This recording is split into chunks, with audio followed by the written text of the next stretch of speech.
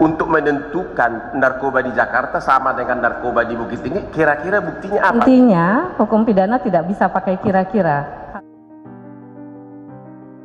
Kan dituduh di waktu narkoba tersebut di bawah penguasaan para penyidik di Bukit Tinggi ditukar dengan sabun ke tawas. Tapi penyidiknya tidak ditanya satupun pertanyaan tersebut. Itu pertanyaan kami. Bukankah itu membuat surat dakwaan itu tidak lengkap, tidak cermat? Saya pun akan menjawabnya. Kalau saya menyimpulkan hanya ada pada satu peristiwa, itu akan sangat sumir penilaian saya. Akan jadi sangat saya, sumir. iya. Jadi saya tidak bisa menjawab ilustrasi yang seperti Baik, itu. ya. Dia tidak bisa jawab ilustrasi. Untuk membuktikan bahwa narkoba 5 kg di Jakarta adalah induknya sama dengan narkoba yang tersisa di Bukit Tinggi yang disimpan oleh jaksa, bukankah harus dilakukan uji lab?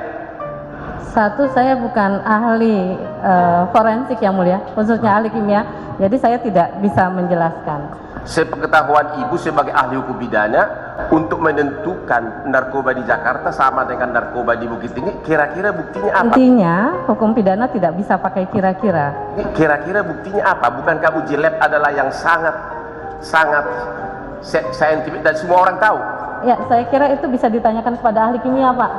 Karena terus terang formula, kemudian apakah kandungan di dalam narkotika, atau identifikasi rekam jejak antara narkotika yang satu dan yang lainnya, itu bisa diidentifikasi atau tidak. Saya bukan bidang keahlian saya untuk ahli kimia gitu ya. Baik, ahli forensik ahli bukan ahli semua kan? Betul ya. Ahli sepanjang pengetahuan spesifikasinya. Kalau nggak bisa jawab, terserah. Kalau bisa jawab. Betul. Namanya juga ahli. Iya Bu ya. Baik, lanjutkan pertanyaan. Apakah Anda setuju bahwa alat bukti yang disuguhkan kepada saksi itu harus alat bukti yang benar-benar orisinal? Itu dulu. Seperti jawaban atas tadi ya, tindak mengenai tawas tadi. Kembali lagi, saya hanya membaca normanya saja.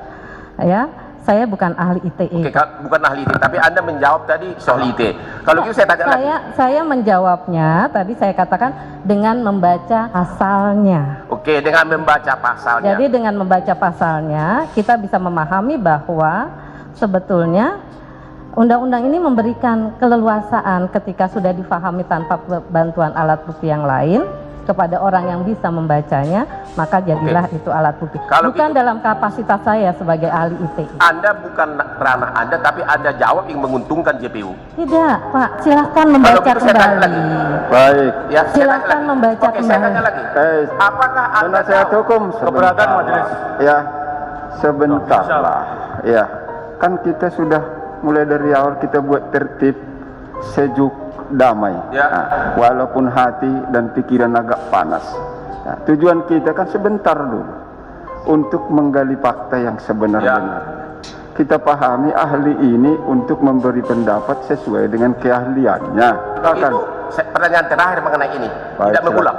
Silakan. Anda tadi mengatakan kalau tidak memerlukan alat lain. Bukan saya yang mengatakannya, Pak. Undang-undang yang merumuskan Kalau begitu, seperti itu.